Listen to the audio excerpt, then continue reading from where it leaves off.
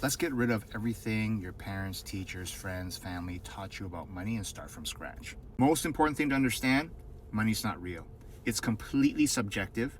It is just a medium of exchange. What does this mean? When someone tells you when you're a teenager that you should work for 12 bucks an hour, everyone thinks that's an objective number. It sounds like an objective number, $12, but it's not. It's completely subjective. When you ask 10 people to describe the red that they're seeing, you're going to get 10 different shades.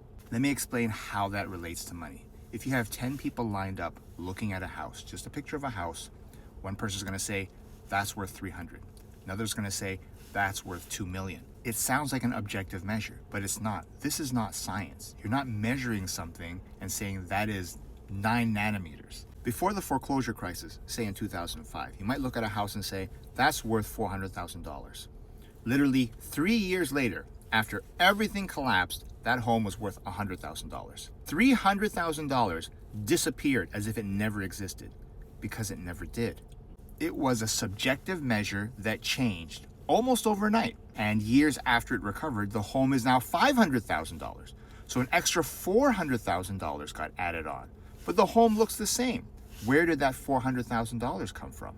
Out of thin air, just like how the money was lost. Going back to our original example, saying that you're worth $12 an hour, you are not worth $12 an hour. To another employer, you might be worth $20. To another one, maybe only $5. The money is not tied to the hourly wage or the salary any more than the $400,000 was tied to the value of that home. And you always hear that term from entrepreneurs and investors, provide value. Value is always tied to money. How does that work? A bag of chips could be $2 in the grocery store, $5 in a convenience store, and $10 at the airport.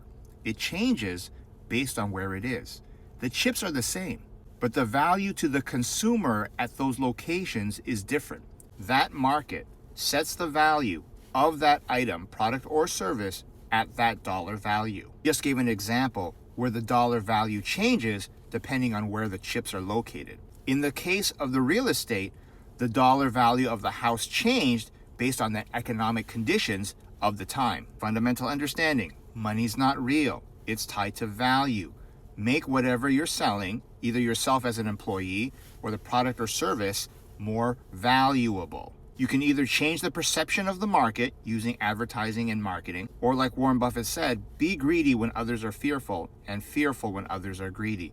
Again, he's talking about when the market is scared, that's when you take advantage because the dollar value will be attractive. Money is just a medium of exchange. Don't focus on the dollar amount.